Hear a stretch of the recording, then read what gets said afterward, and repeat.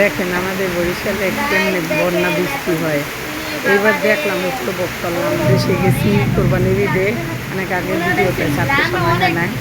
তারপরে বুয়েরা দাদু ভাইয়েরা কেমন আছেন? আমি আল্লাহর আশিস রহমতে ভালোই আছি।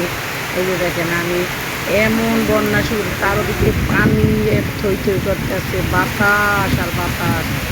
মনে চাইলে বাকি নাই মেয়ে ভিডিও করি, কিন্তু এই সুযোগটা তো আর হয় না, যাই গাছ গোছ প্রতি এককালে জীবনটা শেষ করে দিন, তাই লেগে টুক করে চেয়ার একটা লইয়ে বইয়ে বললাম ফুলি, কিন্তু বই ইচ্ছা মতো সুন্দরভাবে ভিডিও করলাম। যাই হোক আপারা দাদারা বুয়ারা ভাইয়েরা দেখেন কেমন বন্যায় একটা গাছ গেরি ধরে উঠলই এমনি আরেকটা গাছের উঠে বেলাইছে, আরেকটা ঘরে উঠে বেলাইছে। মোর ঘর যদি বিল্ডিং নেই তো মোরই তো টেনশনে মাথা পিছছে। যাই হোক আল্লাহ বাঁচাইছে, বিদ্যুৎ ছিল না 3 দিন পর্যন্ত, কোরবানির আগের দিন হইতে 3 দিন পর্যন্ত, এই 3 দিনের ঘটনা। তারপর বুয়ারা দাদারা যদি ভিডিওগুলো আমার ভালো লাগে তাই লাইক দিয়েন, কমেন্টস করেন, সাবস্ক্রাইব করেন। আমার একটা চ্যানেল আছে, ইউটিউব চ্যানেল, নাম আবদুল্লাহ। এই চ্যানেল শহীদ শহীদ সরি শহীদ শহীদ, তাই ওই চ্যানেলটা সাবস্ক্রাইব করে না তারা বুয়ারা দাদারা ভাইয়েরা।